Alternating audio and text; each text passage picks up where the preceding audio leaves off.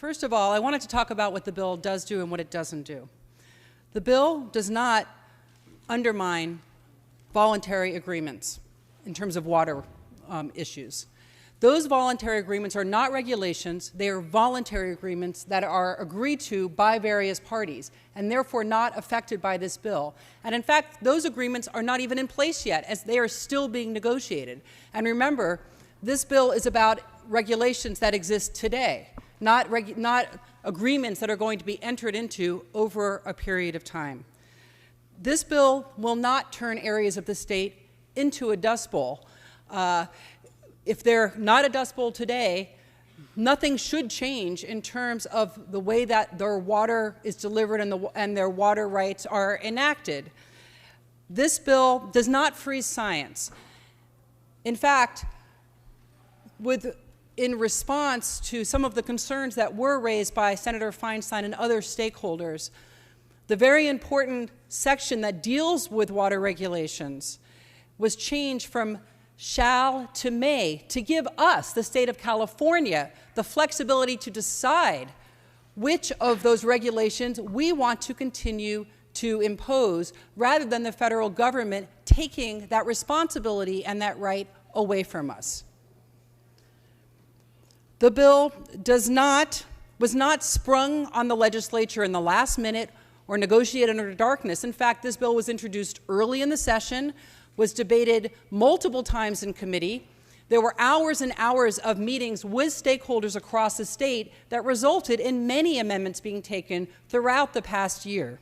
And I think many of you know that because this bill has been discussed in this body since it was first introduced, going back into last year. What the bill does do is give us tools to maintain what we have now. Now, one of the things that was brought up over and over again was that this is a political gesture. This is hyperbole. This is a statement. This is not a statement. What this is a last-ditch effort for California to protect what we have had in place and in some regards taken for granted for decades.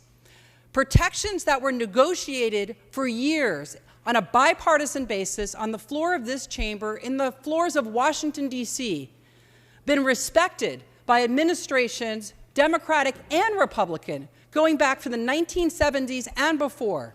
We were so comfortable and so sure that those long-standing regulations and protections would remain that we never took jurisdiction of them into our own hands. And now, in the period of just a couple short years, we've seen those decades of work, one after the other, being taken away and toppled down without us having the capacity to come in every single day and respond through legislation. The federal government can take away, through executive action or other actions, in a week, a law that will take us a year to put back into place. And we are left, meanwhile, defenseless for our water and for our air and for our workers. So let's just quickly go through what a few of those have been in the last couple of years to remind everyone what's really at stake. The Clean Water Act. Trump has put it out there that enforcing the Clean Water Act is one of the EPA's most intrusive rules, and singled it out on his transition team's website for possible elimination. The Safe Drinking Water Act, something that every one of us has to care a lot about because we've talked about water quality in this body and how important it is. The Trump administration wants to re-examine the science behind the standards we have for lead, chromium-6, arsenic, and nitrates in drinking water because they don't think that the science is established that we should keep those contaminants out of our water. The Endangered Species Act, the animals that I know my child cares about and probably yours, orcas, humpback whales, southern sea otters, sea turtles, and the iconic red log frog. Trump has said all of them that he wants to weaken or repeal altogether the Endangered Species Act.